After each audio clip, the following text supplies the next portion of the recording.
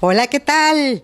Muy buenos días a todos. Feliz martes 28 de abril. Ya estamos a punto de festejar el Día del Niño. Hay varios programas allí virtuales para festejarlos. En concreto contigo, hoy te presentamos una entrevista especial con el secretario de Desarrollo Agrario, Territorial y Urbano, que es la SEDATU, el arquitecto Román Meyer Falcón. En unos segundos estará ya en la línea. Entendemos que estaba por la otra línea atendiendo a un gobernador. Pero vamos a platicar con él de los programas que se anunciaron el fin de semana, así como de preguntas que tenemos tuyas del público sobre las prioridades de SEDATU, cómo va a atender ahorita la contingencia y cómo va a atender después de la contingencia. Entonces, esperamos tus preguntas, tus comentarios. Mándalos, por favor, aquí a través de este Facebook en vivo para que alcancemos a preguntárselos al secretario. Después de eso, vamos a platicar con el doctor Jorge Lera, un gran amigo, que nos va a hablar de los programas de apoyo a las pymes.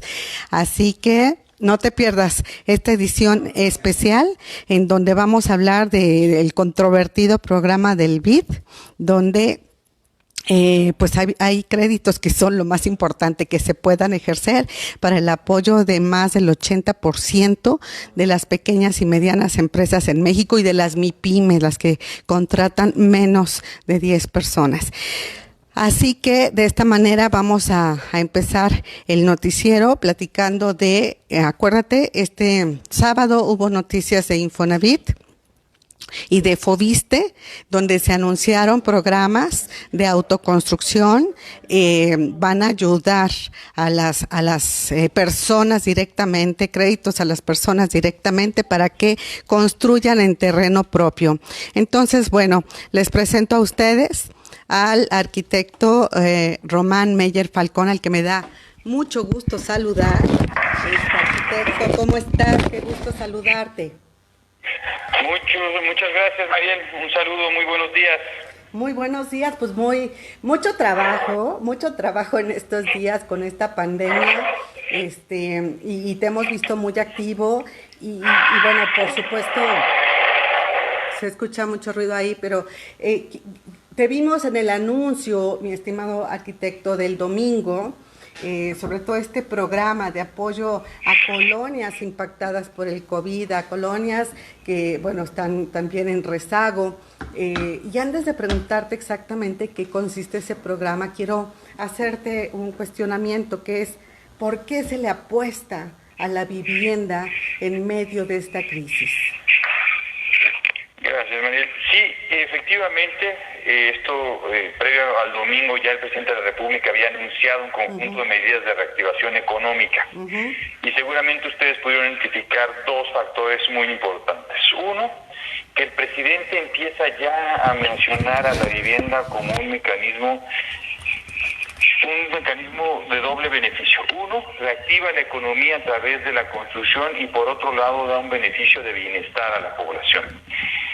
Es un mensaje muy importante, el presidente dio hace un par de semanas. Esto, digamos, en una mira de la estrategia de reactivación económica que se centra en la vivienda. ¿Por qué en la vivienda?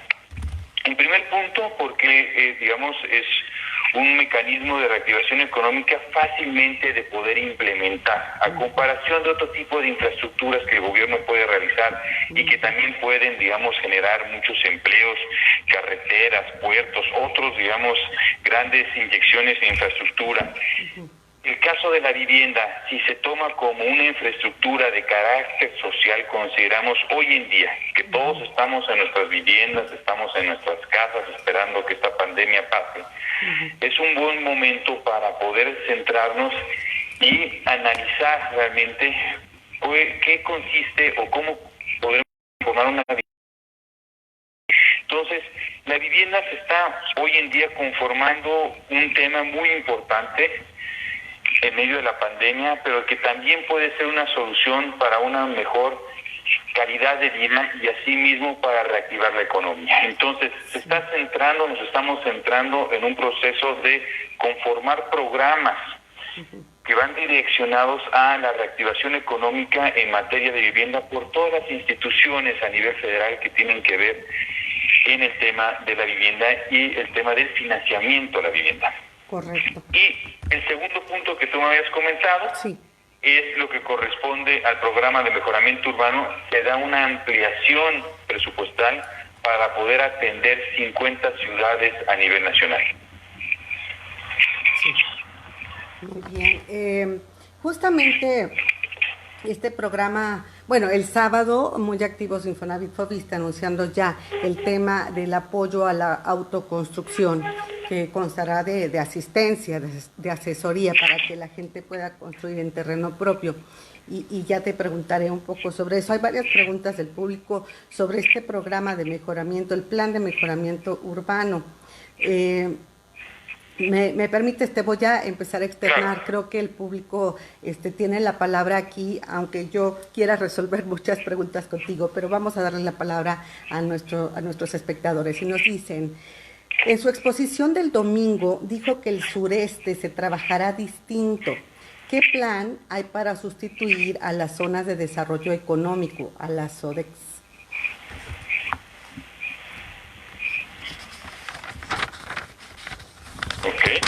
Ajá.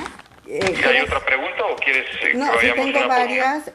También nos hablan de, por el COVID, se piensa ahora en nuevas ciudades, en el plan de mejoramiento urbano. Es a lo que te estás refiriendo tú. Yo creo que nos puedes ahondar un poco más la información al respecto.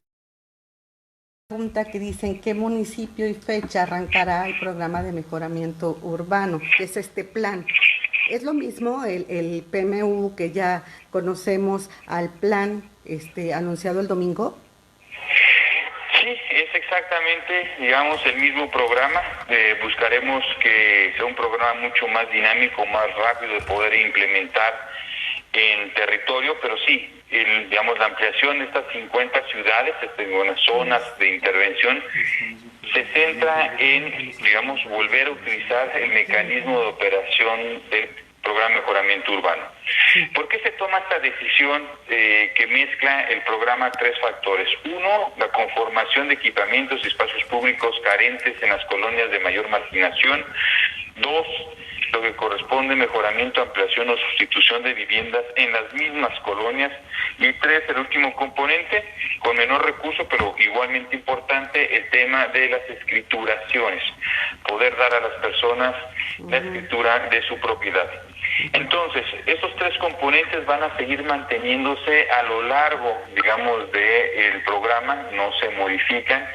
Y lo que estamos buscando, y en uno de los comentarios que habíamos hecho el domingo, se centraba en lo que corresponde a la modalidad de viviendas y, digamos, este déficit que tenemos a nivel nacional se está concentrando en su gran mayoría en el centro y sur-suroeste.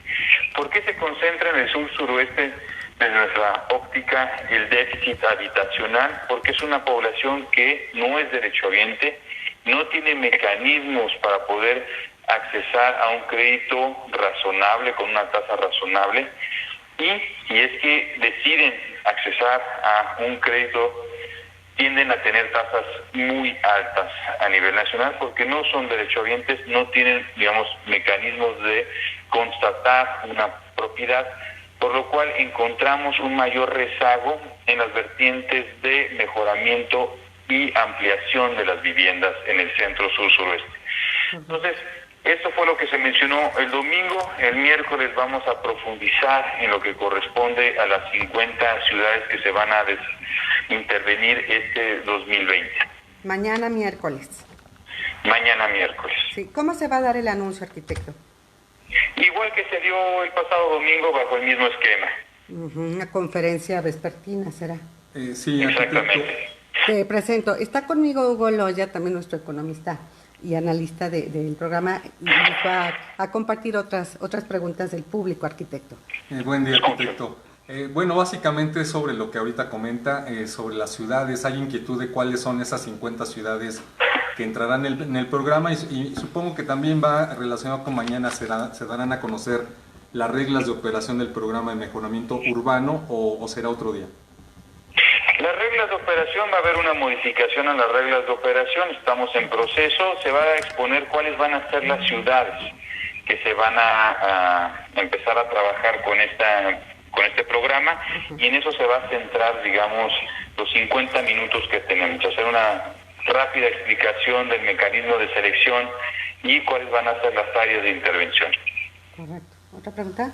Me preguntan cuál ha sido el recibimiento al mejoramiento urbano en las intervenciones en ciudades con alta marginación, y también cuál será el papel de la Comisión Nacional de Vivienda, la CONAVI, en los mejoramientos del hábitat.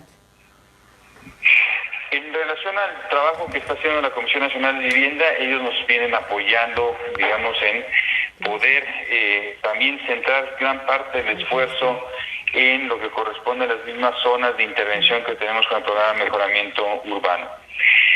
Y, digamos, la aceptación de la población en general es muy buena. Realmente tenemos, digamos, notificaciones, hemos hablado en muchas ocasiones con gente de las colonias donde hacemos las intervenciones, y en general todas las, digamos, observaciones son positivas. Están muy contentos en el aspecto de recibir ese tipo de equipamientos, ese tipo de espacios públicos, y gran parte de la labor que hace el programa es activar, digamos, a las comunidades, activar en el sentido de que ellos se apropien de los espacios públicos. Tarde o temprano nosotros nos retiramos como gobierno federal. Son espacios, equipamientos que generamos para la comunidad, que entregamos a la autoridad local, pero buscamos que esa comunidad también sea proactiva y que también demande el adecuado uso y mantenimiento de estos espacios. Entonces, no solamente es conformar, digamos, el programa, una metodología para poder determinar una cartera de inversión en cada una de estas colonias, sino también un proceso de reactivación de las propias comunidades que sean partícipes para que cuando nosotros nos retiremos sean ellos quienes custodien estos espacios. Correcto. ¿Sobre el papel de la CONAVI? El papel de la CONAVI en relación al programa de mejoramiento urbano, ellos nos vienen apoyando en relación a lo que corresponde a los mejoramientos, ampliaciones o sustituciones de las viviendas. Correcto. Sobre eso, secretario, hay una inquietud sobre cuál sería el monto máximo de un apoyo para el hogar en cuestión de mejoramiento. En lo que corresponde a mejoramiento, son mejoramientos de 30,000 o 40,000 pesos lo que se está otorgando. Correcto. También preguntan cómo se da el apoyo arquitectónico en la vivienda por región. Nosotros estamos analizando, digamos, un conjunto de tipologías de viviendas de cada una de las regiones. Ustedes sabrán que no es lo mismo una vivienda en Oaxaca que en Tijuana. Correcto. Los materiales, los usos y costumbres. Entonces, digamos, nosotros estamos generando un conjunto de tipologías de viviendas que en aquellos casos que se requieran viviendas nuevas, los beneficiarios puedan tomar como base para desarrollar sus viviendas. En lo que corresponde a mejoramientos o ampliaciones, realmente ahí nos tenemos que adecuar realmente a lo que existe, sobre todo en el caso de mejoramientos o ampliaciones. Si es un cuarto adicional, pues tendrá que responder en la medida de lo posible con, digamos, la tipología de cómo fue construida la casa original. Entonces, en ese aspecto, pues, digamos, la incidencia en relación a un diseño arquitectónico es menor. En el caso de vivienda nueva es lo que estamos trabajando. Correcto. Y también nos preguntan cómo será la nueva intervención urbana, pensando en el énfasis en salud, precisamente a propósito del COVID-19, ¿verdad? Y en materia, bueno, esa es una pregunta y hago otra enseguida porque es otro tema. En relación a salud, lo que podría yo decir, los espacios públicos que estamos diseñando, pues van bajo la premisa de espacios abiertos, translúcidos, amplios, y el hecho de conformar, digamos, calles, parques polideportivos, plazas públicas, escuelas primarias, secundarias, mercados, centros de salud, también tenemos alrededor de 8 centros de salud este 2019, lo que nos ayuda o lo que ayuda mucho a la comunidad es, digamos, tener espacios públicos amplios, cosa que no pasaba anteriormente, o en muchas ocasiones pues había un proceso de hacinamientos en pequeños parques muy descuidados, donde pocos niños realmente llegaban a estos parques, o pocos jóvenes o adultos mayores, y lo que estamos generando pues son, digamos, espacios que no existían y espacios que a su vez la población pueda disfrutar y gozar. Y esto, digamos, posterior a la pandemia, cuando salgamos, en el caso de las intervenciones 2019, pues esa población en esas comunidades van a encontrarse con estos espacios públicos recién concluidos para que puedan utilizarlos. Correcto. Sí, muy importante ahora ese énfasis del que mencionas. Si te parece, la verdad es que tu intervención ha generado muchas preguntas, se las vamos a hacer llegar allí, te las hacemos llegar para que después nos mandes tus respuestas. Muchas gracias, con todo gusto. Muchísimas gracias. Yo quiero solamente preguntar, ¿cuáles son las prioridades ahora de SEDATU? Y bueno, la siguiente pregunta es respecto a los programas presentados el sábado por Infonavit Foviste, además de la liberación de créditos tradicionales en Foviste, también el tema de la autoconstrucción asistida, así como le llaman Construyo Infonavit, etcétera. ¿Necesita todavía afinaciones? ¿Tú crees que puedan entrar en vigencia, entrar a operarse en este mismo año? Sí, ustedes verán, creo que el día de hoy, tanto el director del Infonavit como vocal del Foviste estarán, el día de hoy van a volver a reiterar los programas y se van a focalizar en aquellos programas de autoproducción. Como ustedes sabrán, pues el diseño, la implementación y digamos el consenso dentro de estas instituciones toma cierto tiempo, pero sí, efectivamente, nosotros esperamos que ya estén disponibles estos programas en este año. En el caso de lo que corresponde al programa de autoproducción por parte de Infonavit, estamos pensando que sea en agosto, el mes donde ya se tenga el programa terminado y en tal caso la población ya pueda, digamos, si es que su decisión libre e informada de optar por ese programa ya pueda hacer uso. Correcto, pues estaremos muy pendientes de todo el dinamismo, toda la actividad que estás llevando a cabo, arquitecto como cabeza de sector en la SEDATU, muy pendiente de tus noticias. Te agradecemos tu gran disposición, tu tiempo, tu información y seguimos aquí en comunicación contigo. Muchas gracias, Mariel, un excelente día. Igualmente para ustedes, muy buen día, arquitecto, hasta luego. Bueno, Mariel, pues muy interesante el tema sobre el tema de desarrollo urbano, pero también hay otro tema interesante que queremos comentar, que es esta discusión, esta polémica que se generó ayer luego de que se dio a conocer que el Banco Interamericano de Desarrollo, el Consejo Mexicano de Negocios, habían llegado a un acuerdo para otorgar créditos a micro, pequeñas y medianas empresas en el país, justamente que son parte de la cadena de proveeduría de grandes compañías también en el país y que no solamente abastecen a compañías en México, sino que también abastecen cadena productiva hacia otros países.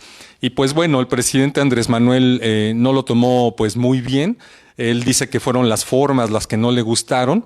Pero bueno, también el Consejo Mexicano de Negocios dio a conocer que no era necesaria ningún aval, no es necesario ningún aval por parte del gobierno, aunque la Secretaría de Hacienda pues había reconocido que pues apoyaba este tipo de iniciativa. Lo cierto es que esta polémica que se presenta pues también abre una gran ventana de discusión en quienes tienen que ver por las micro, pequeñas y medianas empresas. Es cierto que el gobierno federal ha estado haciendo un esfuerzo para otorgar 3 millones de créditos, que son 25,000 pesos a cada uno de los beneficiarios en esta actividad que va a realizar el gobierno federal justamente en estos días. Pero también el sector privado está haciendo lo suyo y creo que vale la pena ahondar más en las pymes, Mariel. Correcto. Y precisamente para eso tenemos un invitado aquí, experto, todo el tema, en varios temas, pero hoy nos vamos a centrar con el doctor Lera en las pymes. El doctor Jorge Lera Mejía es economista por el ITAM, es licenciado en Administración de Empresas, maestro en Economía y Desarrollo Regional y doctor en Administración Pública por la Universidad Autónoma de Tamaulipas. Y bueno, puedo dar todo un currículum súper amplio, pero les puedo decir que es un economista, un académico y columnista también del norte del país, muy involucrado en todo el tema de las pymes. Doctor, ¿cómo estás? ¿Cómo te va? Mariel, Hugo, qué gusto saludarlos desde acá, desde Tamaulipas, a tus órdenes. Desde el norte, desde el merito norte. Doctor, pues vamos a comenzar con el tema polémico, ¿no? Y luego nos vamos a hablar porque el mundo de las pymes es muy amplio. En México, las pymes casi es sinónimo de empresas familiares. ¿A poco no? El 80% de las Mariel, empresas. estamos hablando de que las pymes es el alma de México, es el corazón de México, es el motor de este país, precisamente. Y ya entrando en materia, mi querido Mariel, pues mira, estamos hablando de que las pequeñas y medianas empresas hacen un conglomerado de 4,5 millones de personas, de empresas. Estamos hablando que esas empresas en la formalidad, porque ahorita vamos a hablar de la informalidad, sí, también. Mariel, esas 4,5 millones de empresas generaron a fines del año 2019 20,200,000 empleos formales. ¿Qué queremos decir con empleos formales y empresas formales? Pues que las empresas pagan sus impuestos, el ISR, el IVA, todos los derechos de aprovechamiento, y sus empleados tienen sus descuentos de empleo, de sus impuestos en el ISR y en las demás prestaciones. Eso les hace acreedores al final de su vida útil, de acuerdo a la ley del IMSS y del retiro, los hace acreedores a aguinaldos, a prestaciones médicas y hasta posibles pensiones. Ese es el empleo ideal de un país, mi querida Mariel. Pero también en México existen pequeñas empresas que son el alma de este país, que por cada una empresa formal hay 1.2 informales. Y aquí empezamos la discusión y el debate. El gobierno de México está reconociendo que hay empresas informales y a esas las está consintiendo. Nadie, economista, político, religioso, empresario formal o informal, estamos en contra. Pero el presidente de México está mostrando una actitud, le voy a llamar así, con todo respeto, bipolar. ¿En qué sentido bipolar? Pues que es un presidente, como él mismo se autonombra, de los pobres. Y si lo asemejamos a los pobres con las empresas informales, él está enfocando toda su fortaleza y es bienvenido a las empresas informales. Esos 3 millones de empresas y de créditos que te acaba de anunciar Hugo Loya es para precisamente ese tipo de empresas. Empresas que no pagan impuestos o empresas que son el changarro de la esquina, taquerías, que son muy respetables, pero que no están respetando las cadenas productivas. Y el meollo del debate hoy, mi querida Mariel, es que ¿qué vamos a hacer con las 4 millones de empresas, pymes, micro, pequeñas y medianas, que están en la formalidad, que son las que pagan los impuestos, de donde sale la canasta para apoyar lo que ahora el presidente ha enfocado todas sus baterías a las empresas informales? Entonces creo que ha habido un debate mal entendido. Los micro, pequeños y medianos empresarios, socios de Canacintra, de Coparmex, de la Cámara de la Construcción, de los hoteleros, etcétera, o del Consejo Mexicano de Hombres de Negocios, que ya son los grandotes, no son todos corruptos ni todos son evasores de impuestos. Y ahí es donde tenemos que empezar a hablar, mi querida amiga. Ok, y bueno, tenemos contabilizado, tú nos comentas, 4 millones y medio de empresas formales, de pymes formales. ¿Y a cuánto ascenderían las informales? Pues mira, más o menos estamos calculando de otras 6, 7 millones de empresas. No, como son informales, tú me entenderás que están invisibles. Lo que sí te tengo es el dato de cuántos son los empleos informales. Son 31.3 millones de empleos informales contra 20.2 de los empleos formales. 1.2 por cada uno. Entonces, ahí es donde empezamos a ver la disparidad, mi querida Mariel y Hugo. Entonces, ¿por qué son informales? Porque 15 millones están en empresas que no pagan impuestos, 7 millones en empresas de gobierno que se ven en una forma diferente a la formalidad, 6 millones están en el campo y 2.3 millones de empleadas son empleadas domésticas que se están formalizando en estos años, pero no se acaban de formalizar. Esas son los pobres que quisiéramos escuchar, que dicen que son los pobres, y todos estamos bienvenidos. Y luego hay un grupo, le llaman despectivamente ninis, jóvenes ninis, que ahora se llama un programa Jóvenes Construyendo el Futuro, que es un espectro entre 700, 800 mil jóvenes por año, que se está queriendo, como son ninis que ni estudian ni trabajan, se está queriendo vía capacitación integrarlos no a la formalidad, al empleo. Esos son los programas de apoyo de las becas del señor presidente, que son muy bienvenidas, pero estamos teniendo una disparidad. Sí, ¿qué resultados ves en estos programas Bueno, no, ¿sabes qué? Déjame replantearte la pregunta. ¿Por qué? Porque nos interesa más enfocarnos a lo que necesitan las pymes, ¿no? Estamos viendo que ya empezó el programa de crédito a la palabra, ¿no? Ya están otorgando 25,000 pesos de crédito a 3 meses, tasa del 6%, una selección que hizo tanto el IMSS como la Secretaría del Bienestar. No lo tenemos clara todavía cómo hicieron ese censo, pero bueno, ya está funcionando ese, 1 millón, y luego dijo el presidente 2 millones, creo que por ahí quedó después y 1 millón más. Ahorita estamos hablando de 2 millones. Mitad para formalidad, para los formales, mitad para los informales. Ese es un programa del gobierno. ¿Qué más necesitan las pymes? Ayer, el fin de semana, de hecho el domingo, salió la noticia de este financiamiento que alcanza los 250,000 millones de pesos, su equivalente en dólares por parte del BID, gestionado por el Consejo Mexicano de Negocios, que está representando pues a todas las cámaras, las cúpulas empresariales, y pues me parece que hubo un malentendido que ya se está aclarando, al menos, de que al presidente no le informaron que no se le está pidiendo el aval, que no se trata de un FOBAPROA para que después los rescate. En realidad son recursos que se van a prestar, ¿no?, directamente a las pymes, y que no necesitan en sí la garantía de la Secretaría de Hacienda, ¿correcto? Correcto, mira, Mario, ahí vamos a entrar en detalle.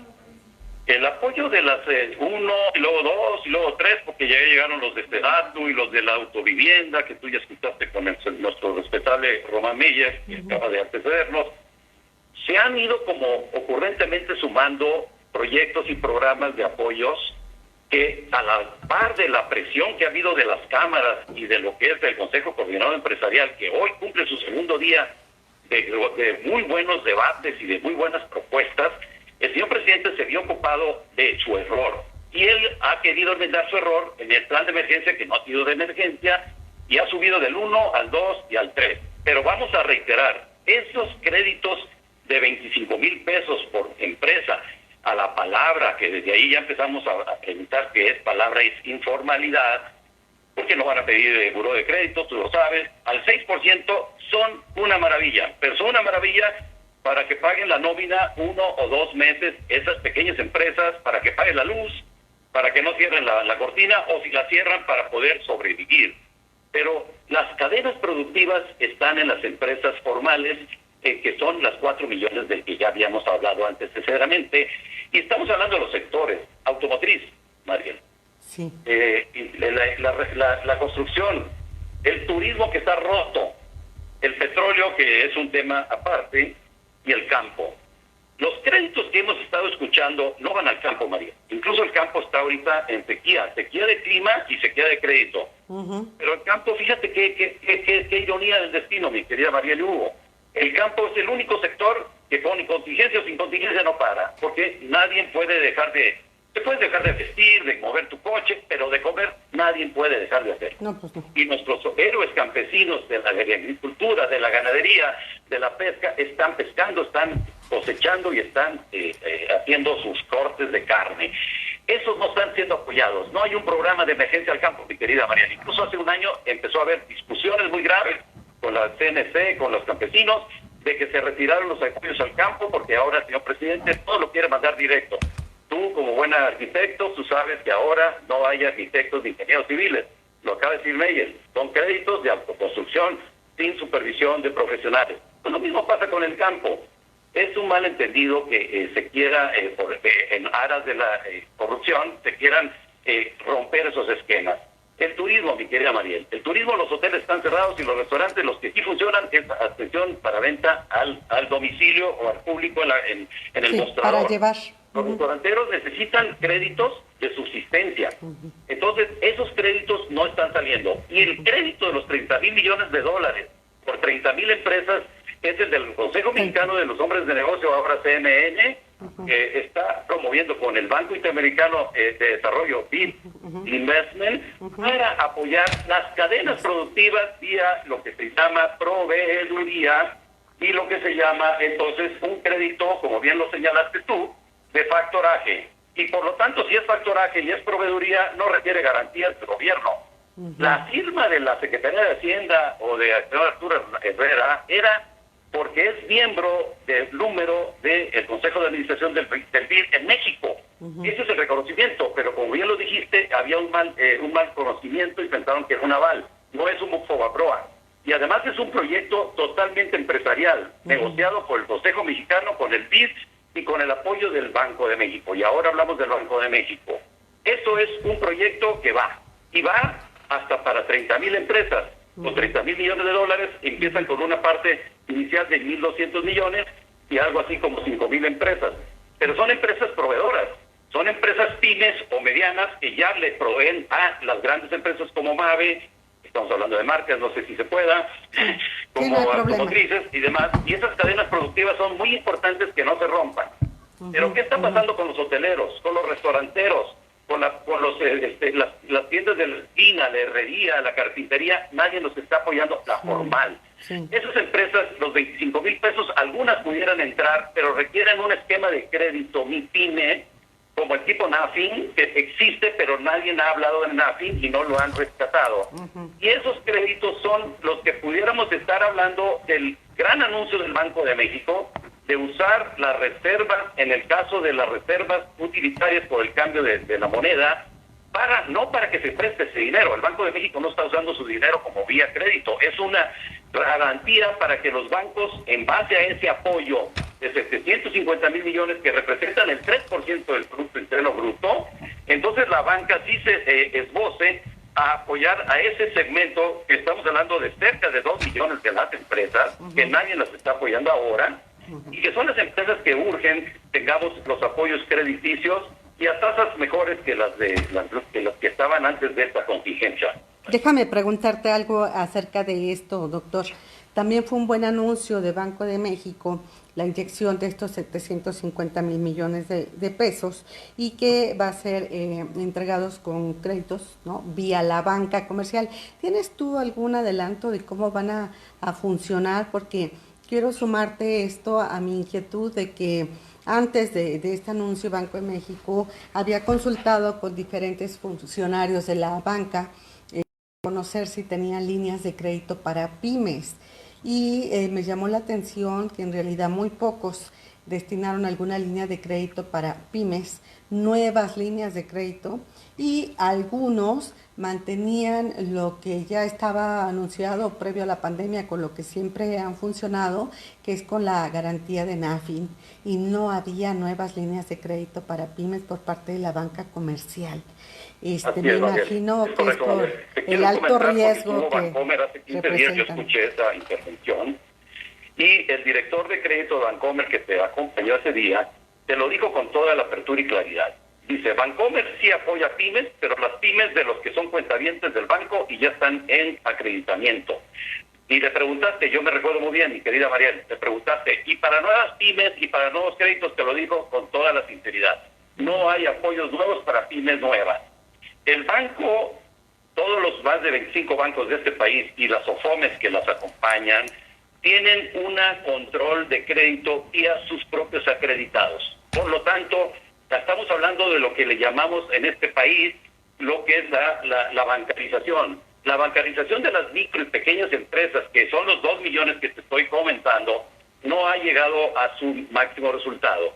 Y antes de la pandemia, antes de la crisis de sanidad, que ya había una crisis económica por un estancamiento 0.1 del PIB, ya veíamos venir esto, y precisamente el Banco de México hacia ahí enfoca todas sus baterías. Apoyar con esas garantías y que la banca entonces se aperture. Aquí entonces tenemos que estar focalizando que ahí es donde tenemos las 30,000 millones y el Consejo de Mexicano de Hombres de Negocios van. Y ya van porque son sus clientes proveedores y ellos ya van a sacar adelante, porque a las grandes empresas no les conviene dejar de tener insumos intermedios. Pero esas micro y pequeñas empresas, que son las del turismo, la de los alimentos, las del campo, son las que podemos estar focalizando. Y sí, el esquema existe. Existe el esquema vía NAFIN, existe el esquema vía FIRA para el caso del campo, existe vía Banco de Obras y Servicios Públicos en caso de infraestructura y construcción, y existen una serie de mecanismos precisamente para focalizar. Y ahí es donde yo hago un llamado de atención al gobierno federal, al presidente de la República, a Arturo Herrera, que ya dejen de estarse poniendo en contra y mejor se pongan de acuerdo en un acuerdo de unidad. Porque esos microempresarios que estamos hoy mencionando no son fifís y son los que están generando los impuestos que si no los van a generar, mi querida Mariel, ahora ya no va a haber recursos para los otros créditos y sobre todo para los 38 programas que ha dicho el señor presidente que son los únicos y verdaderos en este mundo mundial.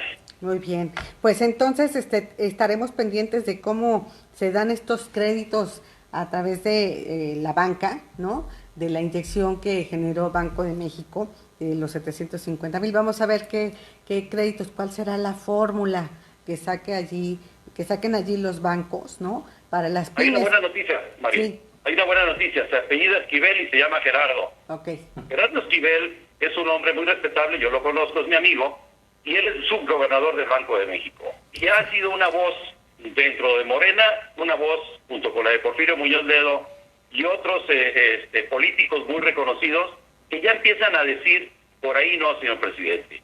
Gerardo Esquivel ayer le tocó su turno, yo lo he escuchado y él ha dicho totalmente lo contrario a la primera expresión muy visceral del señor presidente, y dijo, sí va a la banca y sí estamos diseñando vía el Banco de México apoyos a las micro y pequeñas empresas, porque las MIPYMES en México son el motor de este país, que son las que generan los impuestos y son las que nos van a sacar de esta crisis. Estoy de acuerdo contigo, Mariel Hugo. Muy bien, pues doctor, estamos pendientes de qué surge en los siguientes días, porque tenemos noticias, casi todos los días hay novedades. Vamos a estar pendientes de cómo surgen nuevas fórmulas, nuevos créditos, todo este asunto para las MIPYMES, para las pymes, que son, como lo dijiste, el alma de México, y muchas de ellas, pues, empresas familiares que necesitan o hay una gran oportunidad allí para poder actualizarlas, capacitarlas, etcétera. Entonces, buena noticia, Mariel. Hay una buena noticia. Hoy en la mañana, en la mañanera, ya COE, ya la Comisión Federal de Electricidad y ya Infonavit, tú ya lo comentaste hace un rato, ya reconocieron que también hay una necesidad de apoyo vía tarifas y servicios públicos e impuestos. Ya el gobierno federal ha aplazado hasta junio la declaración anual de los impuestos del 2019, número 1. Y número 2, ya empieza a haber recortes para pagos posteriores. No hay subsidios, solamente pagos posteriores de las cuestiones de impuestos patronales de Infonavit, y para la luz también ya ha habido descuentos, ya se hace uso de una inteligencia de sentido común. Hay contingencia, estamos en contingencia todo el mundo, estamos gastando más luz, por lo tanto no se va a cobrar la tarifa extra, lo que es la tarifa de alto consumo, en estos 3 meses de pandemia. Exacto. Yo creo que ya el presidente y sus secretarios ya empiezan a escuchar el sentido común y la voz popular. Bienvenido, y esto es lo que queremos, unidad y acuerdo nacional. Muy bien, pues un gusto platicar contigo. Vamos a seguir platicando más adelante, andando, porque pues esto no se acaba hasta que se acaba. Y está empezando. Vamos a ver qué más anuncios hay, qué medidas se aplican, y te buscamos para seguir platicando. ¿Te parece, doctor? Como siempre, a tus órdenes. Y Hugo, no pudimos hablar ahora, Hugo, pero te mando un abrazo muy fuerte, Hugo Loya.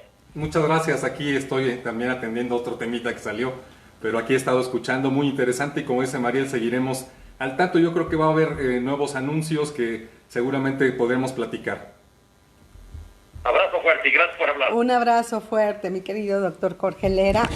Él es economista, académico, columnista también en el norte del país. Muy interesante su plática sobre todos estos temas, y vamos a seguirlo consultando más adelante para hablar contigo de todo el tema de pymes, de economía, esto que trató de tarifas eléctricas. Yo creo que Hugo nos va a platicar mañana cómo está el tema. No es en sí una condonación, pero vamos a ver cómo se nos va a ayudar para el incremento notable del consumo de luz, ¿verdad? Entonces, Hugo, nos despedimos en concreto contigo. Hasta mañana. Hasta mañana, y bueno, seguiremos y otros temas. Perdón, estoy también atendiendo otros asuntos, pero seguiremos estos temas que están muy interesantes y que repercuten en nuestro bolsillo. Así es, comparte tu historia, compártenos cómo la estás pasando, cómo le estás haciendo para tu negocio, qué necesitas para seguir trabajando. Y tenemos invitación doble hoy a las 5 de la tarde con Enrique Margain Pitman, el coordinador del Comité Hipotecario de la Asociación de Bancos de México. ¿Tienes dudas? ¿No te has inscrito en todo este programa de apoyos para posponer el pago de tu hipoteca? Pregúntale a Enrique a las 5 de la tarde y consulta si te quedaste con dudas aún si ya firmaste o solicitaste el apoyo. Seguramente tienes dudas, tienes algo que pagar, hay que consultar a fuerza con el notario, te corresponde a ti pagarlo. Después, ¿cuándo te cobran esas mensualidades que ahorita no te van a dar? ¿Cuándo te las cobran? Los intereses que generan, ¿cómo se van a pagar? Pregúntanos, a las 5 de la tarde nos vemos aquí en Facebook en vivo y a las 6 vamos a enterarnos de qué más noticias tiene el Infonavit para nosotros, ya que ahorita el arquitecto Román Meyer reconfirmó que para agosto surge este programa de Yo Construyo Infonavit, autoconstrucción asistida, le llaman, con asesoría. Vamos a ver más detalles del Infonavit por la tarde también, te estaremos informando de eso seguramente mañana, pero puedes estar monitoreando las redes. Soy Mariel Zúñiga, Hugo Loya, nos despedimos y hasta mañana, hasta el ratito, 5 de la tarde, aquí con Enrique Margain Pitman, que también es el director ejecutivo de Crédito Hipotecario y Automotriz de HSBC. Pásala muy bien, hasta la tarde.